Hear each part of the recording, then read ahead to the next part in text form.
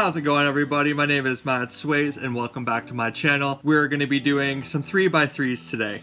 So I'm trying to find some original content. I'm on Reddit right now. I'm scrolling through Reddit. I find this person here was doing 3x3s of their favorite video games. I'm going to do this exact same thing, but I'm going to do the video games that enhanced my life over the years. The games that defined me as a gamer when I grew up.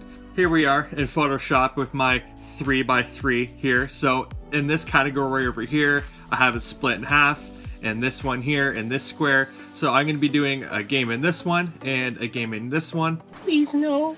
And same with these two here, but it's going to be one square. So the first game that I could recall when I was younger, my parents really didn't buy me a console until I was like maybe 10 years old, because my first console ever was Nintendo 64. My parents didn't get it for me, Santa Claus did. 10 a.m. Santa's coming to town. Santa! Oh my! I remember the first thing that we had gaming wise was our family computer, and I didn't have any video games back then, and I don't think I even was into video games back then. I grew up more so with like, oh, go outside, go play in the sandbox, or go ride your bike or something. I wasn't really confined to stay indoors back then. It was in the 90s, right? So it was a lot more different than the now, right? So I remember my mom and my brother and I were in the grocery store. We were in the cereal box aisle. I remember computer games that came with the box of cereal. Literally, there was like a cutout hole in the box of cereal. Here, I'll show you. And back in the day where you could get a video game or a movie in a cereal box, and I just thought that was the coolest thing ever. The first game that I got, specifically Tonka Search and Rescue. So let's go and fill up this square here.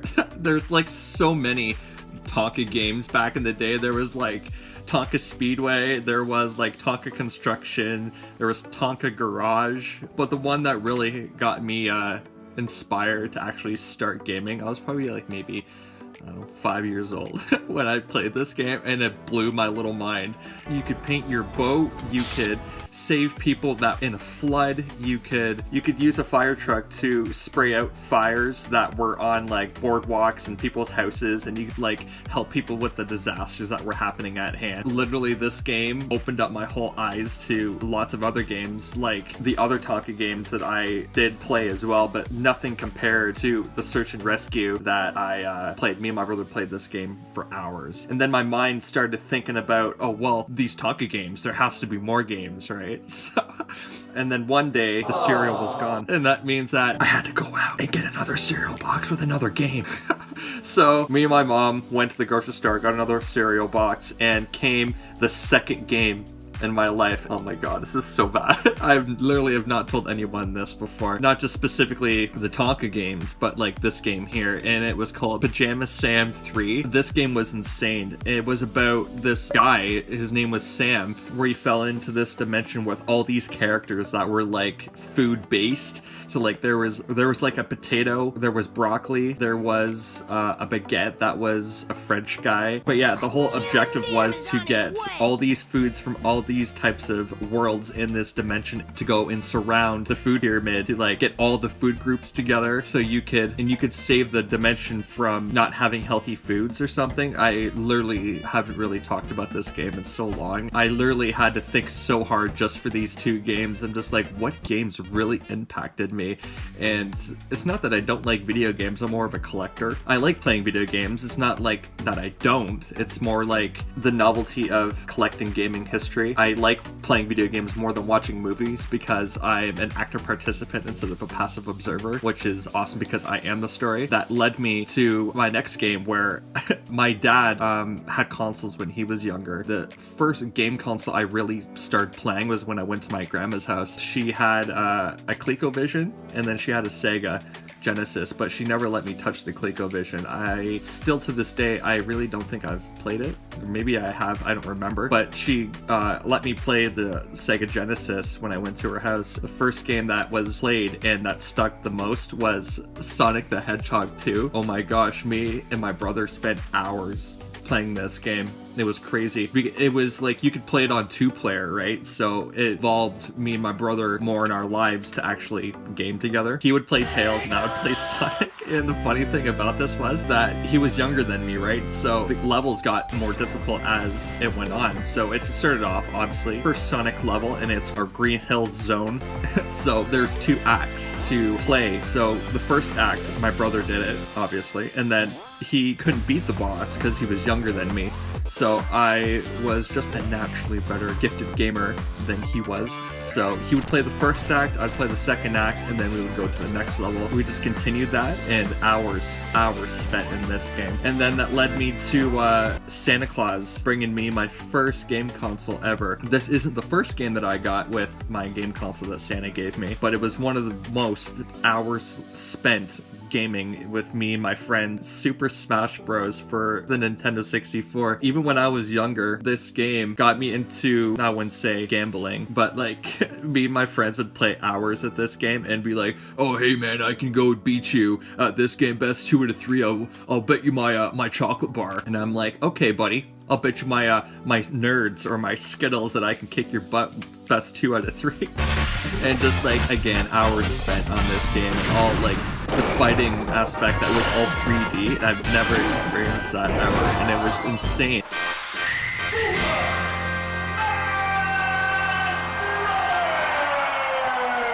Look at this is a treat. I literally still have the inbox from all those years ago. It's crazy. It's in mint shape still.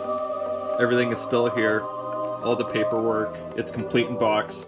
There's so many games for the Nintendo 64 that are just like so good, and it was so hard just to pick the one game. Super Smash Bros. Like, there's Mario Kart 64, there was Zelda, there was Star Fox 64, there was Banjo-Kazooie. There were so many good games, and if I could, I would literally put every single game on this 3x3 Nintendo 64 games, but we can't do that. And then I got my second console from Santa Claus again. Santa! Oh my god! And it ended up being the Game Boy SP Advanced, or the Game Boy Advanced SP. This is not mine. This is my brother's. Mine was blue, but I sold mine. And my brother kept his. And the game that sparked my interest the most was Pokemon Emerald.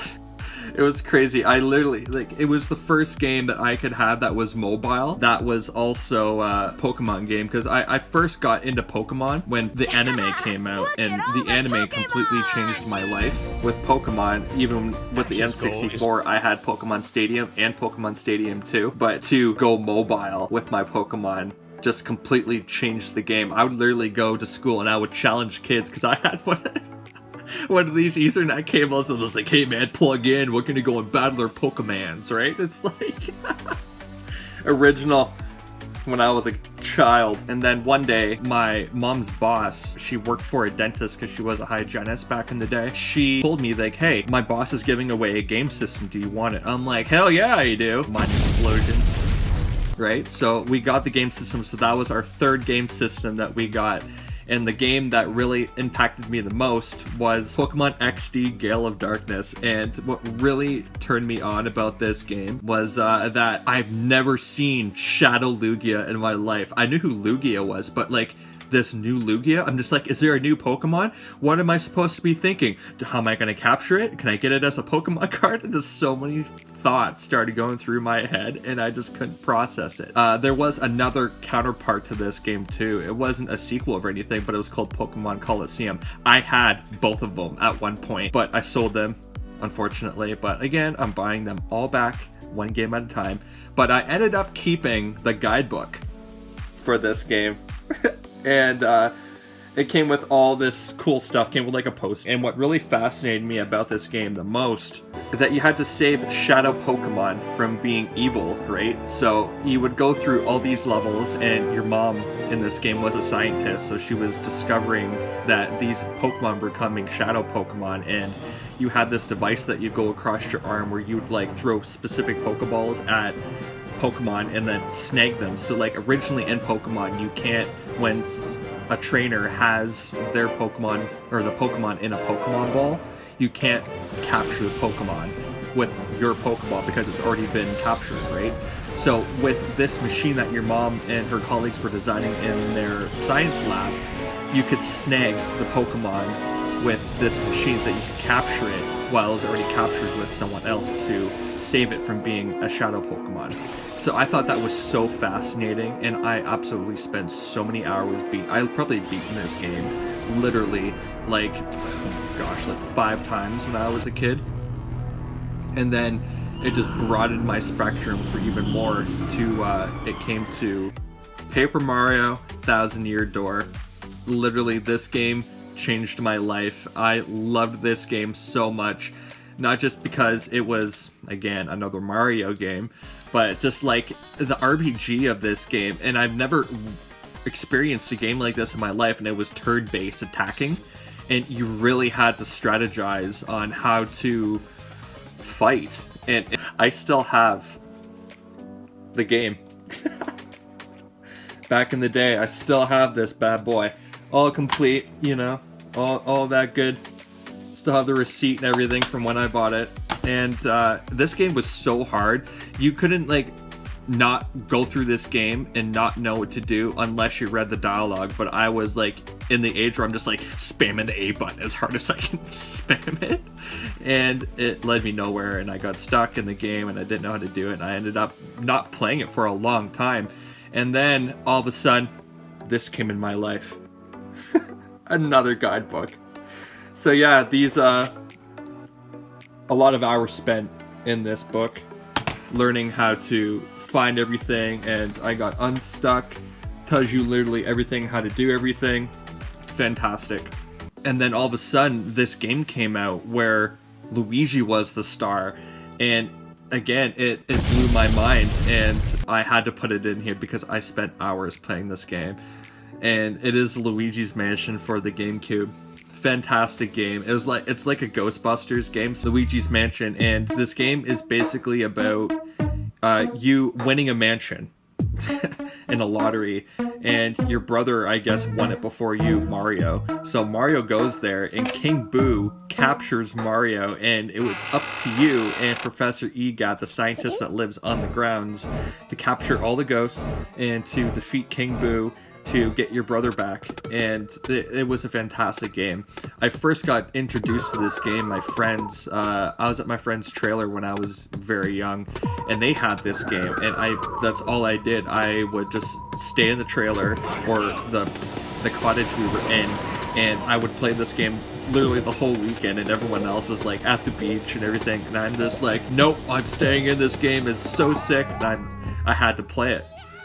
All of a sudden, my mom went to work one day, and she came home, and she brought me this game, and I had no idea what this game was even about. She knew that I was going to love it because it involved all the Disney characters. I'm just what game is this?